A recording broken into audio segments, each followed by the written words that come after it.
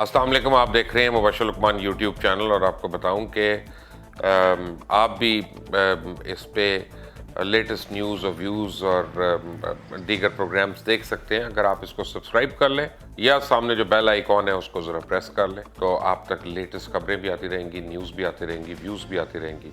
अब मैं आपको बताऊं कि लोग समझते हैं कि जंग का ख़तरा ख़त्म हो गया या बहुत कम हो गया है। अनफॉर्चुनेटली एंड सैडली इससे ज़्यादा गलत बात नहीं है। जंग का ख़तरा बहुत ज़्यादा हमारे ऊपर मंडला रहा है। उसकी वजह है कि भारत अब एक ज़ख्मी जानवर की तरह फड़क रहा है और फड़फड़ा रहा है और मोदी जो है उसको समझ नहीं आ रही है। ख़ास तौर पे अगर मोदी इलेक्शन जीत जाता है तो फिर तो आप समझें कि ये लंबा चलेगा ख़तरा, और अगर वो इलेक्शन हार जाता है तो फिर शायद ये 1.5-2 महीना जब तक वो है पावर में अभी तब तक चलेगा। लेकिन एज वी स्पीक इस वक्त हॉट हुआ हुआ है। एलओसी कई जगह से बहुत हॉट है, कई बॉर्डर्स के ऊपर से, और बड़ी कोशिश कर चुका है, यहाँ तक कर चुका है भारत के दहशत गर्दों के साथ मिलके, टीटीपी के साथ मिलके, अलकायदा के साथ मिलके वो मिन्नतें समाजतों पर उतरा है कि किसी तरह पाकिस्तान के अंदर दहशत गर्दी के कोई वाक़यात कर दो, कोई एयर बेस के ऊपर कर दो ख़ास तौर पे, ताकि हम ये कह सकें कि ये हम करके आए हैं या हमने ये स्ट्राइक की है। उनको अब समझ नहीं आ रहा, उनको कोई 1 या 2 जहाज़ किसी तरह गिराने या स्कोर लेवल करने के लिए, वरना उसके अपने मुल्क में मोदी के उसकी जो अपोजिशन है वो उससे बड़े पेनफुल किस्म के क्वेश्चंस कर रही है, और अब तो उसके मीडिया को भी ज़रा सी अकल आनी शुरू हो गई है। और मैं किस वजह से कह रहा हूँ कि जंग के चांसेस है, उसकी एक बड़ी वजह यह है कि पंजाब जो है ये पाकिस्तान को जो बॉर्डर हो रहा है उनका, पंजाब हिंदुस्तान का, उसके ऊपर जितनी सिख रेजिमेंट्स हैं और यूनिट्स हैं, वो यूनिट्स जिनमें मेजॉरिटी लोगों की सिख कम्युनिटी से ताल्लुक़ है, उनको ट्रांसफ़र किया जा रहा है और उनको चाइनीज़ बॉर्डर पे भेजा जा रहा है। चाइनीज़ बॉर्डर पे भेजने का मतलब ये है कि यहाँ पे उनको रिप्लेस किया जा रहा है दूसरी यूनिट्स के साथ, जिसमें हिंदू और ब्राह्मण और दूसरे इनके जो भी ज़ात पात के लोग हैं वो ज़्यादा हैं। इसका मतलब है कि सिख कम्युनिटी के ऊपर इस वक्त इंडिया को बिल्कुल एतबार नहीं रहा कि वो उनके साथ है, और ये उस वक्त करने की बात है क्योंकि बड़ी एक्सपेंसिव एक्सरसाइज है। ये आसान काम नहीं है कि एक यूनिट को उठाया इधर फेंक दिया और दूसरी यूनिट को उठाया उधर भेज दिया। ये बड़ी एक एक्सपेंसिव एक्सरसाइज है जब इतनी ज़्यादा यूनिट्स को एकदम से मूव करना है। तो इतने ज़्यादा एक्सपेंसिव एक्सरसाइज करने का फ़ायदा नहीं है अगर मोदी ने आगे कुछ नहीं करना। अब मीनवाइल उन्होंने क्या किया कि अपनी नेवल फोर्सेस को यूज़ किया कि किसी तरह नेवल ब्लॉकेट करें या कुछ करें। उसकी गालिबन असेसमेंट के लिए उन्होंने एक अपनी न्यूक्लियर सबमरीन कराची के करीब इंटरनेशनल समुद्रों पे भेजी, और जब उन्होंने वहाँ पे भेजी तो वो पाकिस्तानी नेवल फोर्सेस ने या पाकिस्तान नेवी के जो अफसरान और जवान हैं उन्होंने उसको डिटेक्ट कर लिया और फिर उसको बताया कि तुम यहाँ पे हो और वापस चले जाओ वरना तुम्हें शूट डाउन कर देंगे। वापस तो चला गया, लेकिन वापस जाने के बाद उन्होंने कहा कि जी झूठा क्लेम है इनका। अगर आपका ताल्लुक़ नेवी से हो या आपको पता हो कि इनकी बेयरिंग्स कैसे पढ़नी है और कैसे वो लॉक किया जाता है उसको अपने कंप्यूटर्स के ऊपर, तो आपको पता चलेगा कि ये नेवल सबमरीन जो है ये बाकायदा डिटेक्ट हुई, बाकायदा हंट किया इसको और इसको ट्रैप किया और फिर इसको वापस भेजा गया। 2016 में भी इस तरह कर सके हैं। लेकिन ये भारतीय नेवी जो है, ये आपको बताऊँ, ऑल जोक्स असाइड, ये बड़ी बदनसीब नेवी है। ये खुद ही हादसों का शिकार होती रहती है। 1990 से लेके अभी तक इतने मेजर हादसे उनमें हो चुके हैं, आपको बताऊं, अगर आप लिस्ट करेंगे उनको तो 66 मेजर हादसे जो हैं 1990 से अभी तक हो चुके हैं।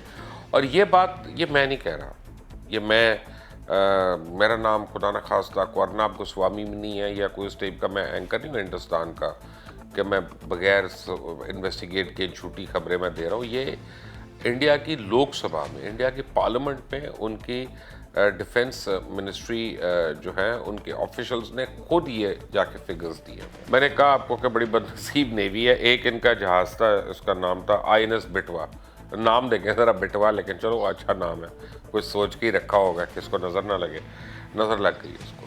वो एक तो पहले बेचारा ज़ख्मी हो गया, डैमेज हो गया बाहर समुद्रों में, और उसको लेके आए अंदर और वो डॉक के ऊपर खड़ा किया और वो वहीं पे उलट गया। यानी खड़े खड़े अपना ही जहाज़ जिसको वहाँ पे पार्क करना था वो उलट गया वहाँ पे, बहुत लोग मर गए उसमें और बहुत से ज़ख्मी हो गए। एक और जहाज़ इसी तरह था कि वो पर डैमेज था, उसको लाके खड़ा किया अंदर डॉक के ऊपर और सुबह को जब आए तो वो जहाज़ आधे से ज़्यादा डूब चुका था पानी के अंदर और मज़ीद डैमेज हो गया।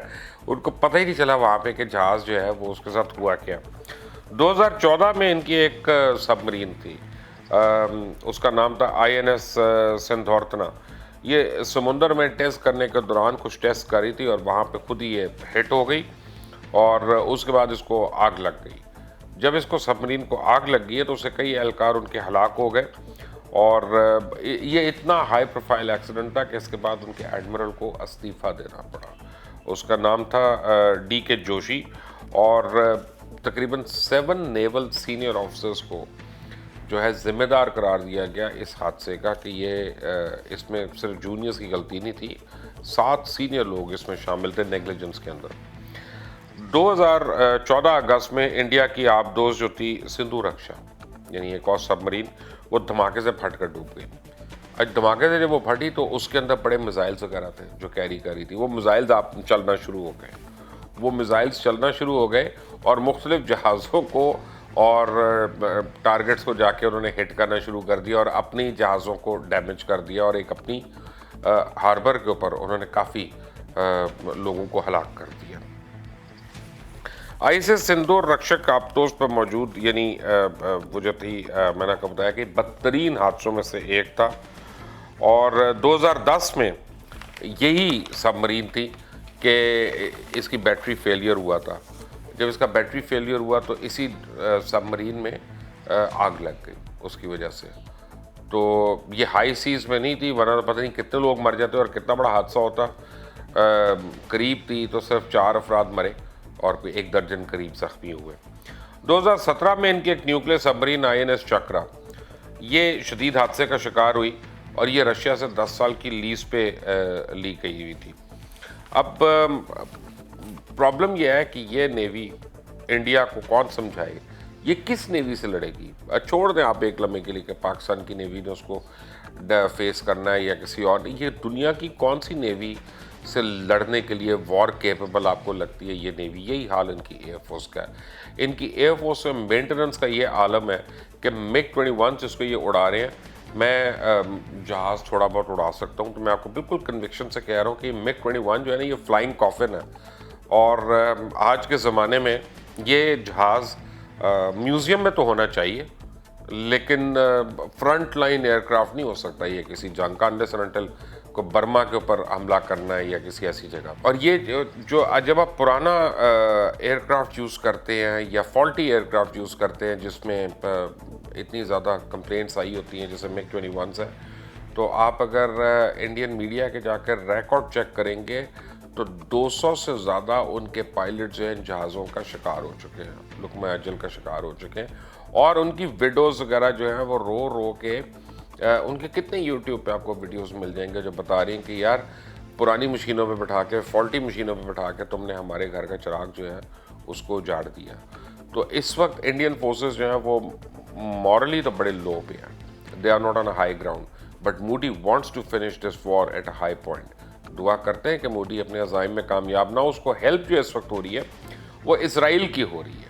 इसराइल की इसलिए हेल्प हो रही है कि इस वक्त इंडिया इसराइल के वेपन्स का सबसे बड़ा बायर बन चुका है। तो इसराइल के बड़े इंटरेस्ट में है कि इंडिया जो है वो किसी न किसी जंग में हो और उसका असला इस्तेमाल हो और वो मज़ीद उनसे वेपन्स खरीदे, मज़ीद उनसे असला खरीदे। और ये जो एयर स्ट्राइक प्लान हुई थी इसमें भी एक से ज़्यादा मुल्क थे, ये तो अब सबको पता चल चुका है। लेकिन अल्लाह ताला पाकिस्तान को और पाकिस्तानियों को अपनी हिफ्ज़ अमान में रखे। जहाँ पे भी आप हैं खुश रहें। अल्लाह हाफ़िज़।